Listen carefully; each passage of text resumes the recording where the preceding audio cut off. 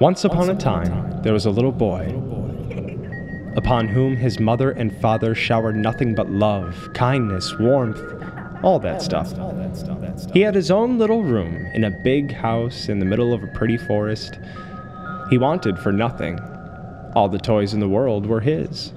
All the paints, all the books, paper, pens, all the seeds of creativity were implanted in him from an early age.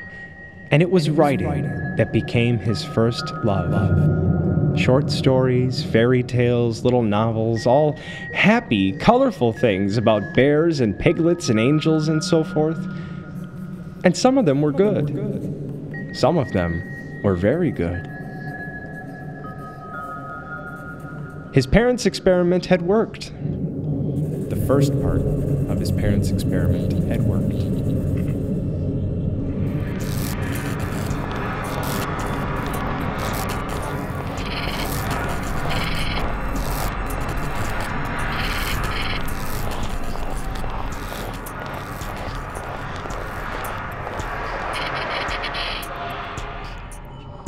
It was the night of his 7th birthday that the nightmares first started.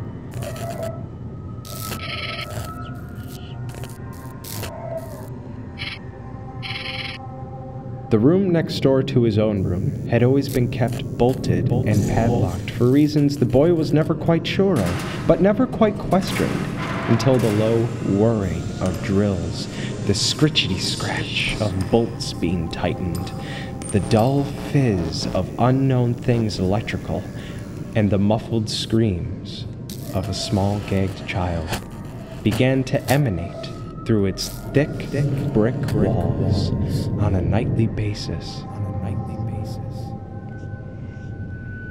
What were those noises I heard last night, Mama? He'd ask, after each long, desperate, sleepless night, to which his mother would ever reply, "Oh, little cat, that's just your wonderful but overactive imagination playing tricks on you." Oh, do all little boys of my age hear such sounds of abomination nightly? No, my darling, only the extraordinarily talented ones. Oh, cool. and that was that. And the boy kept on writing, and his parents kept encouraging him with the utmost love, but the sounds of the whirs and screams kept going on, and his stories got darker and darker and darker. They got better and better due to all of the love and encouragement, as is often the case, but they got darker and darker due to the constant sound of child torture, as is also often the case. It was the day of his 14th birthday, a day he was waiting to hear the results of a story competition he was shortlisted for, that a note slipped out from under the door of the locked room. A note which read, "They have loved you and tortured me for 7 straight years for no reason other than as an artistic experiment. An artistic experiment which has worked. You don't write about little green pigs anymore, do you?" The note was signed, "Your brother," and the note was written in blood.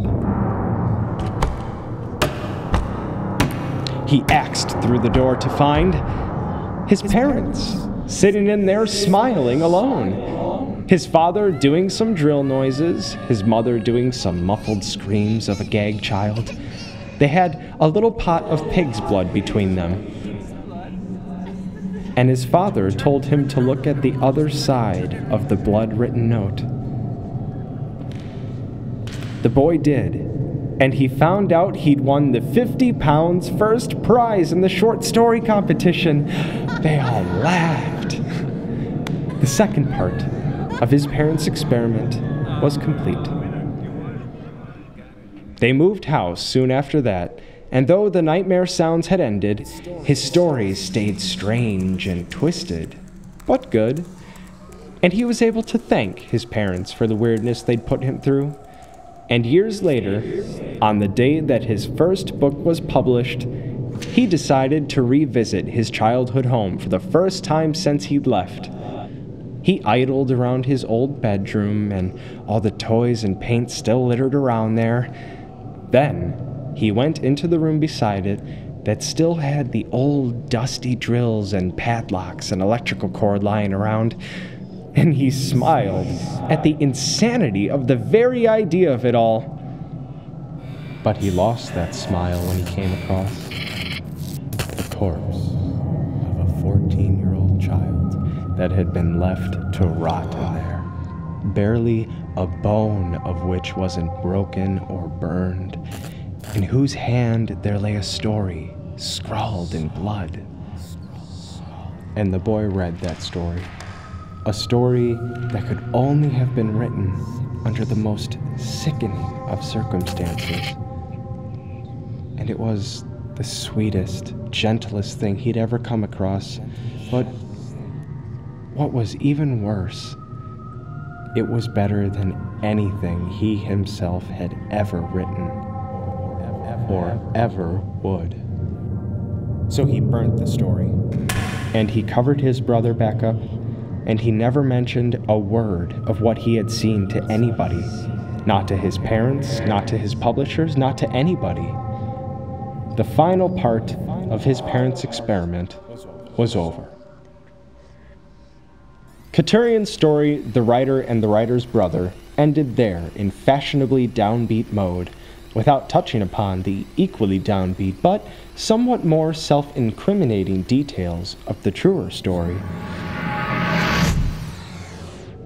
That after he'd read the blood-written note and broken into the next-door room, it was, of course, his brother he found in there, alive as such, but brain damaged beyond repair. And that night, whilst his parents were sleeping, the 14-year-old birthday boy held a pillow over his father's head for a little while, and after waking her a moment just to let her see her dead blue husband, he held a pillow over his mother's head for a little while too.